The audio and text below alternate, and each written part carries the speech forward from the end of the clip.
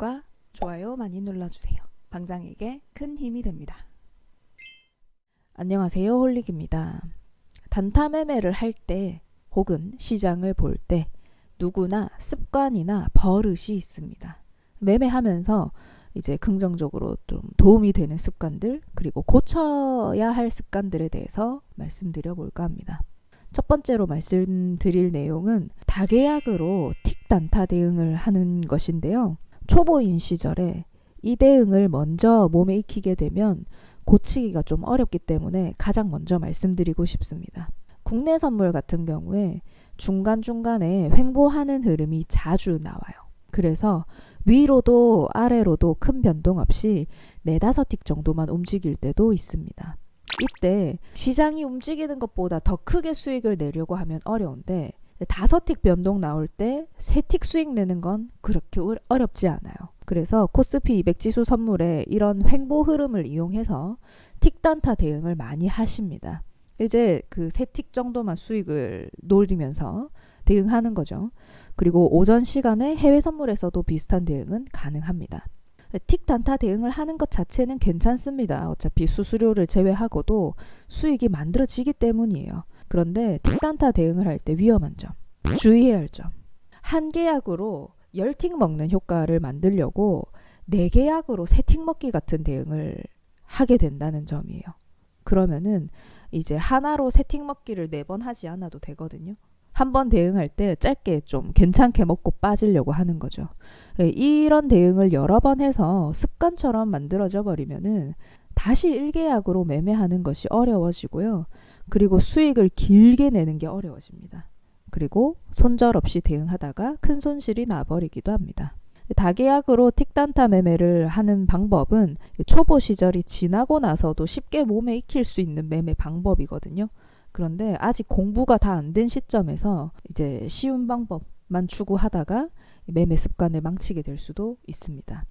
권해드리는 매매 방법은 1계약으로 수익 틱수를 조금씩 늘려나가는 식의 대응이에요.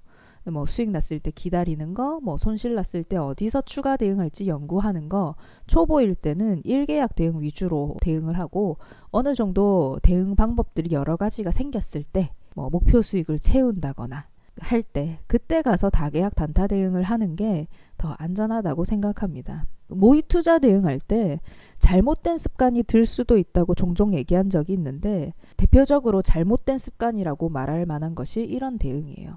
이 추세를 보는 연습을 하고 어디서 대응할지에 대한 연습을 해야 되는데 그런 거는 관심 없고 이제 다계약으로 막 4-5틱 먹으면서 만들어낸 수익으로는 실전에서는 손실만 크게 발생할 수 있습니다. 그리고 두 번째로 들여야 할 습관은 기다리는 거예요. 파생 투자자님들께서 뭐 이런저런 공부도 하고 실전 대응을 하면서 아마도 몇 가지의 괜찮은 매매 방법을 터득하셨을 거예요. 돌파 대응이 됐건 뭐 차트 패턴으로 대응하는 것이 됐건 보조지표를 이용한 대응이 되었건 뭐든 간에요. 그러면은 내가 알아낸 이 몇 가지의 매매 대응을 할 수 있는 타이밍이 올 때까지 기다려서 매매해야 된다는 거예요. 많은 분들이 애매한데도 그냥 매매를 해요. 이거는 기다리는 습관이 좀 덜 들어서 그런 거고 내가 아는 대응 방법이 있고 그 대응을 하려면은 뭐 요런저런 조건들이 갖춰져야 되는데 그걸 끝까지 기다리지 못하고 대충 들어가는 거죠.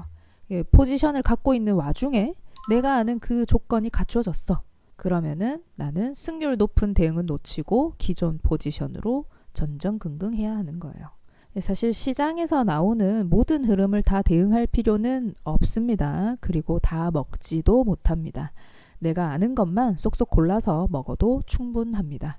대신에 내가 아는 타이밍이 나올 때 그때 잘 잡을 수 있어야겠죠. 때를 기다려서 잘 먹는 것. 그것이 중요합니다.